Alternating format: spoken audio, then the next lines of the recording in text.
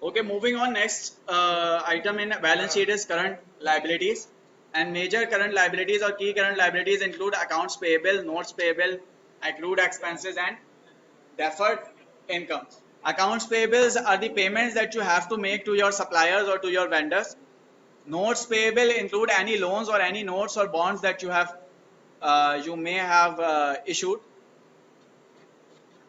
Accrued expenses are expenses that you have recorded in income statement but not yet paid, that we discussed in the initial readings as well.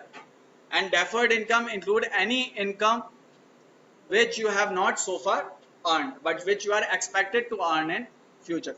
Like for example, unearned revenue or deferred revenue.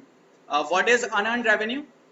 You have received the cash, so that is your asset, but you haven't delivered the service or good.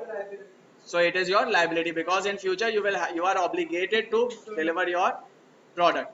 So what can be the impact of unearned revenues on your earnings or on your profitability or on your, so your earnings in future will expected to be higher.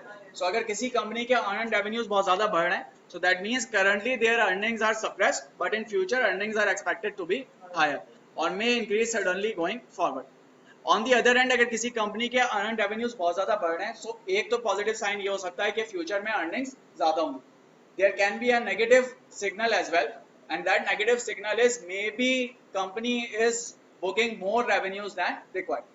May be वो cash maybe जो वो cash ले रही है उसकी आपको terms देखनी पड़ेंगी. उसकी टर्म्स में भी कोई ऐसी हैं कि कैश कस्टमर जो है वो वापस ले सकता है, या मे बी अगर company is not able to deliver the service, then company will have to pay extra charges or will have to pay a penalty.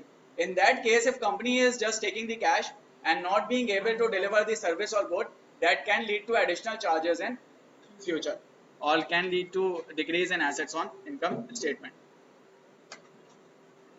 So that is about current liabilities. Let's take a break before we go on to non-current assets.